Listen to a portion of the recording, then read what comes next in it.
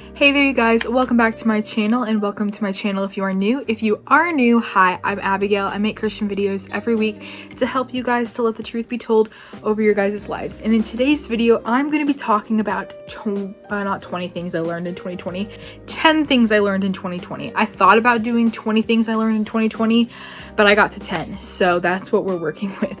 If you guys are new and you haven't done so already, you guys can click the subscribe button and click the notification bell so that you guys will be notified every time I upload a new video. So with that being said, let's just go ahead and jump into the 10 things I learned in 2020.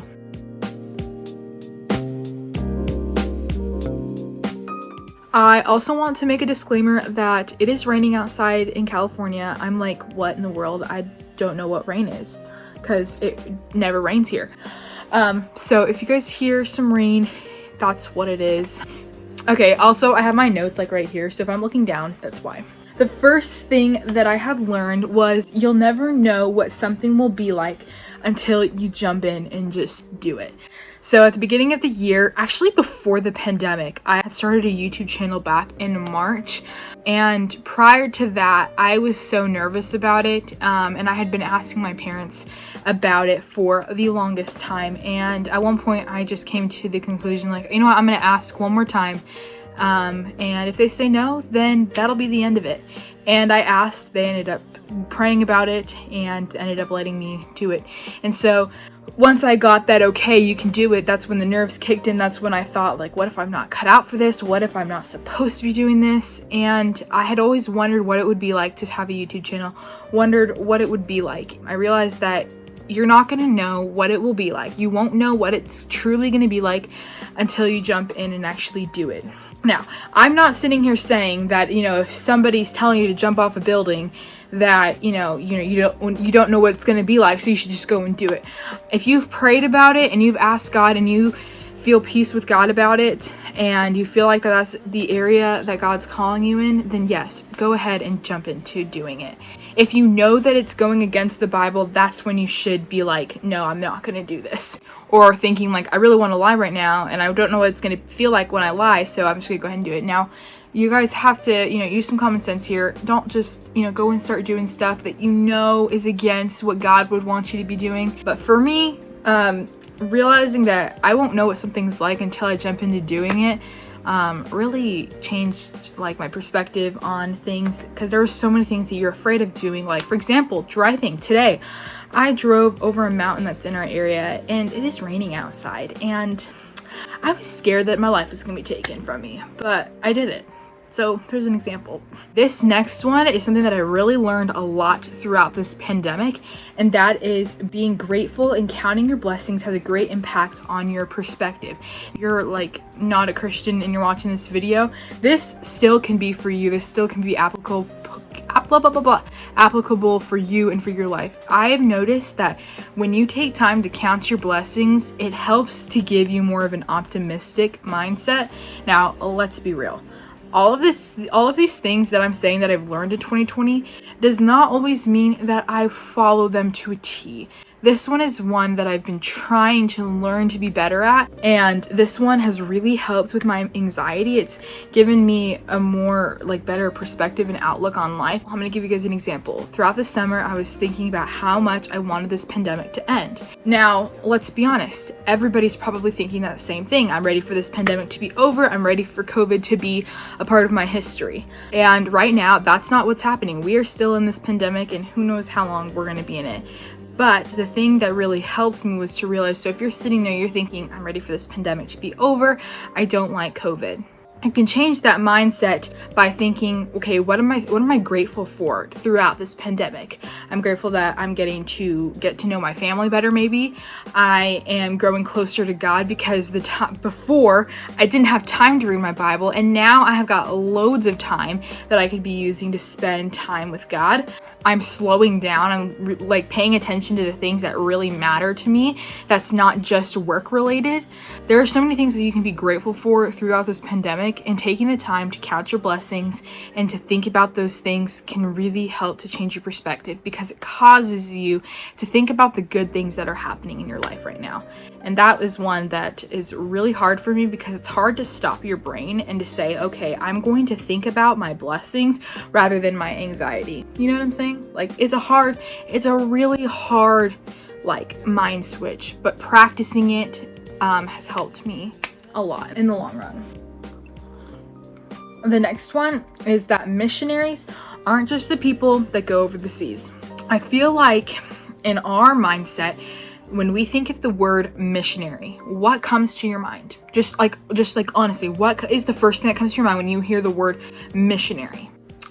For me, I'm going to be honest, the first thing that comes to my mind is those people, those select few people that will go across the whole world, will go to that one like deserted island and start sharing the gospel to a bunch of people.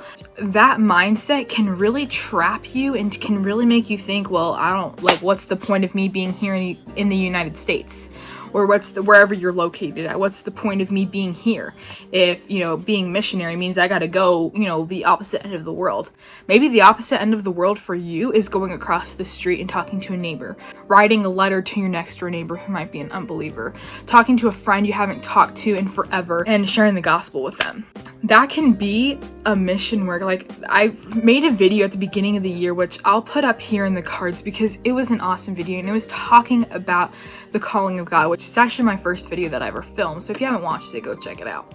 But I talked about how having that mindset is such a wrong thinking. Like, when God says go and make disciples to the ends of the earth, he does not mean go to the ends of the earth and then make disciples. He means as you go, make disciples throughout your life. It doesn't have to be this like going to a specific place, be a missionary there, and then leave. I want to give an example of my grandmother. My grandmother is an awesome woman, and every time she goes on a plane flight, she goes back to see my aunt. Every time she goes on the plane, she meets somebody new and ends up like talking to them for the whole ride while she's there. She's met some amazing people. I don't know if she has kept in contact with any of them currently, but she will share the gospel with people, and she's not afraid to do so.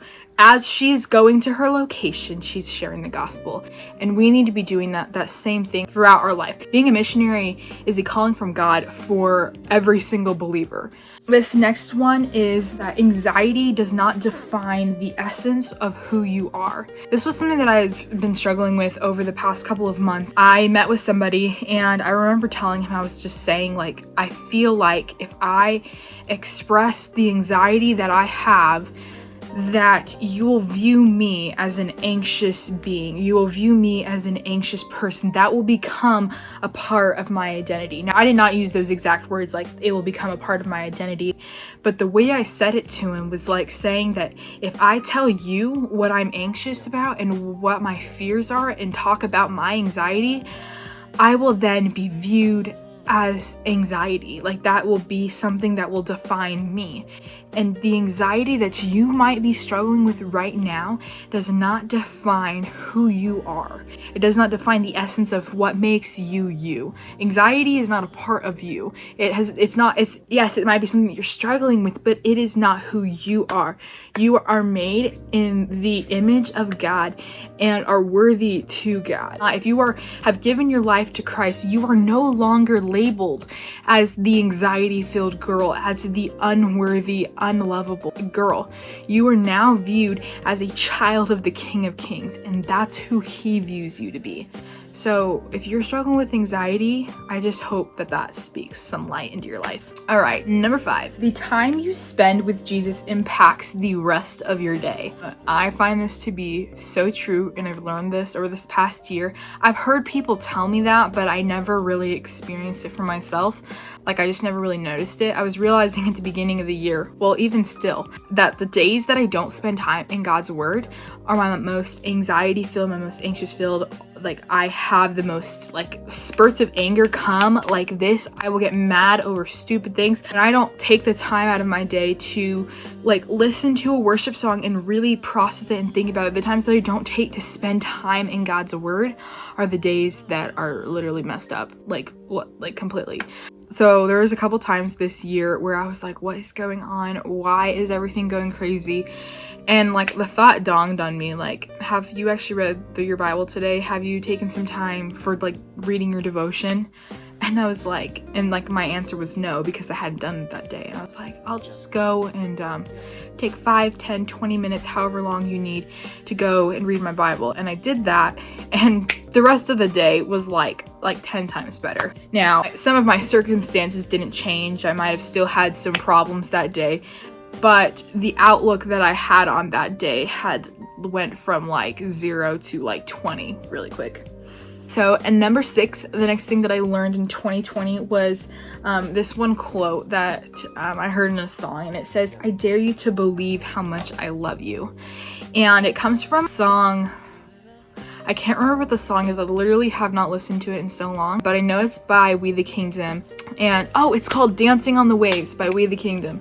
I honestly should do a cover for that song because that song is beautiful. I love that song. One of the lines says, "I dare you to believe how much I love you." There was several times throughout this year where I really had to be reminding myself that God does love me, like that he truly does, because for some reason I thought that he didn't, that he didn't love me, he didn't want me, he didn't want anything to do with me. In a sense, like there were days where I literally, like, I kind of underestimated what Jesus really did for me, and I had to take a step back. Like, if God really did not love me, he would not have died for me to begin with.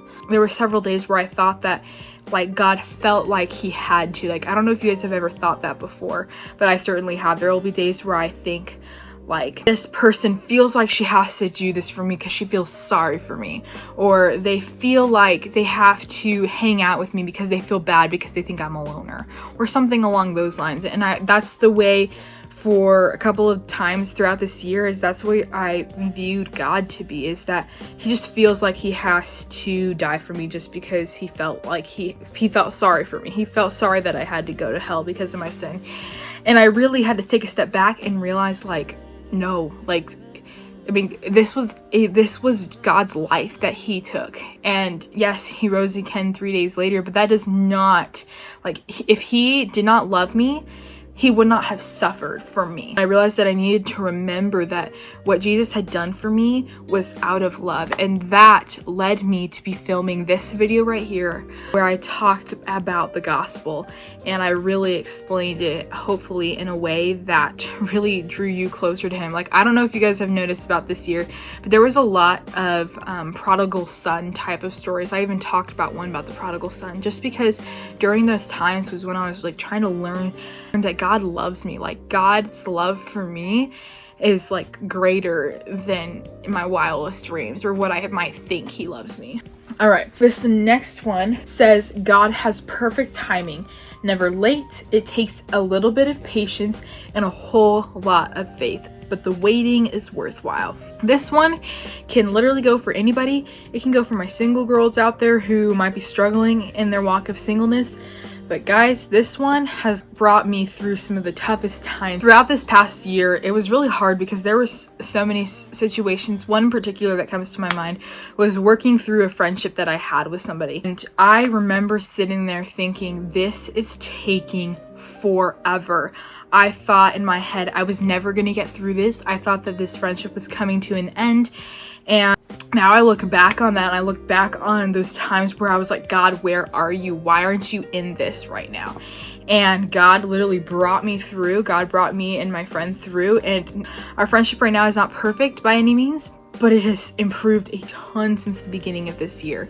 And that literally was a proof of this quote that I found on the internet, is that God has a perfect timing for everything. God brought our friendship through a lot and strengthened us both in ways that I never thought were like possible. God strengthened my walk with him and really taught me to really lean on him. And I really want to talk to you that might be in that same position where you're sitting there thinking, maybe you're single, and maybe you're sitting there thinking, when am I going to meet that like person that will soon be my spouse? And you're sitting there thinking, you're sitting there in that waiting, and you're thinking, like, this feels like a waste of time. You're wondering, when is God going to do it, or if God will even do it. This quote here is such a perfect reminder that God has a perfect timing. We look at like the Old Testament. The Old Testament, they had to wait like over 700 years for the promised Messiah.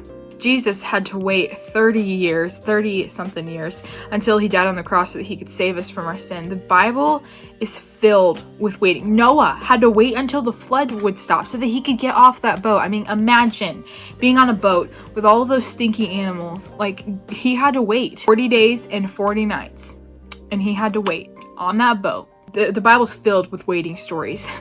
God himself had to wait until he could redeem his people and send Jesus to the earth, because he had a specific timing in how things are going to go.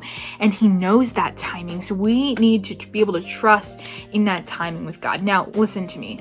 I am in no way saying that I've got this down pat, because that's not true. I struggle with this all the time, but it's a constant reminder that God knows what's going on. He sees me, he knows me, he loves me. Number 7, beauty isn't a tangible thing, so do not try and make it a goal.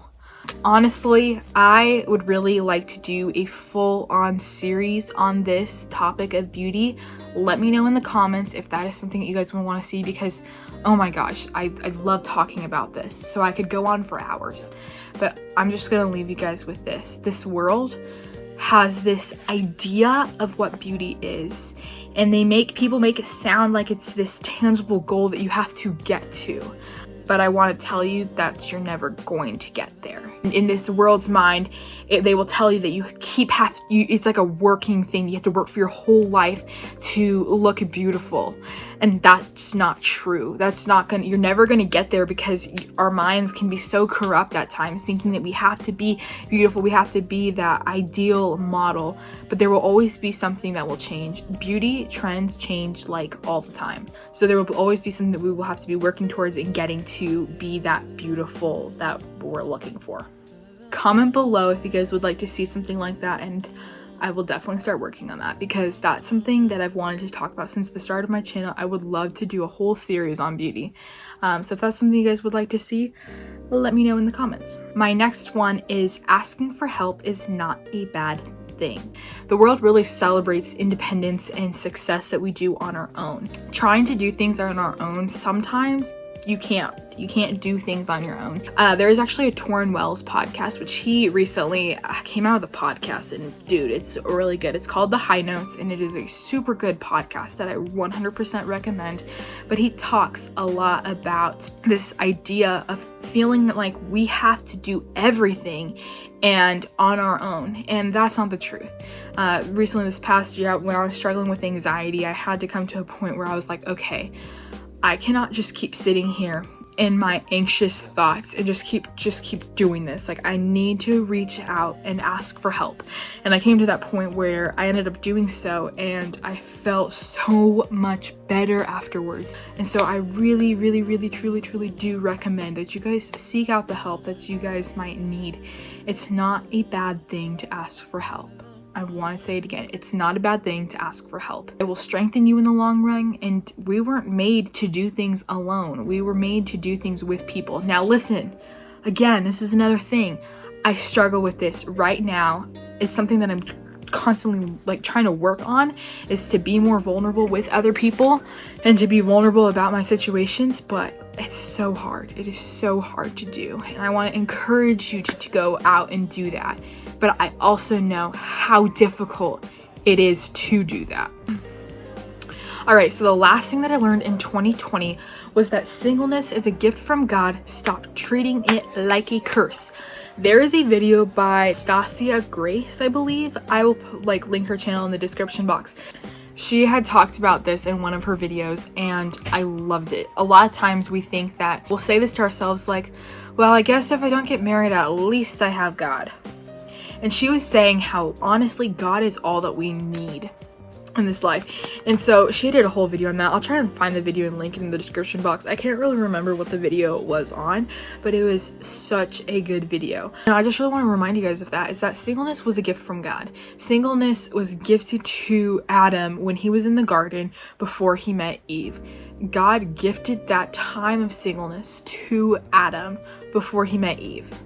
And we, in our corrupt nature, think that when we have a boyfriend, when we get married, whatever the case might be, that is like the thing that we are looking for. That is the thing that we are super excited about. While marriage and being in a relationship with somebody is exciting, it's not the reason why we're here. And so I want to remind you guys that singleness is a gift from God. We need to stop treating it like as though it's the worst thing ever, because there are some things that in singleness that are fun and that are exciting. If you guys would like to see more singleness type videos, let me know in the comments, because I've got a lot to say when it comes to singleness, because it's something that I'm single, and it's not, there are times where I will go through times where I will struggle with it, where I will be thinking like, if only, you know, I was in a relationship with somebody, then my life would be better, which that's not true. If you guys would like more singleness videos, let me know in the comments. And that is all that I have for you guys today. This is what I learned in 2020. 2020 has been an interesting year. That is the kindest words I will say about it, because there's been some hard stuff. And there are some things that I didn't even mention, like about quarantine and things like that. And quarantine was rough, but we got through it. We did it. Some people might still be in quarantine. I don't know where y'all live, so if you guys are in quarantine, let me know in the comments, because I'm curious to know. So I hope that you guys all have had a great New Year's, and let me know what kind of videos you guys would like to see next. I am brainstorming for 2021, and I'm curious to know, what kind of videos do you like? If there's a certain type of videos that you like, if you like my Q&As, let me know. If you like my, what kind of videos do I make? If you like my music videos, let me know. If you like the music covers, let me know. If you want more of something, let me know that too. So yeah, if you guys are new and you haven't done so already, you guys can click that subscribe button and click the notification bell so that you guys can be notified every time I upload. And with that being said, I'll catch you guys all in my next one. Bye guys.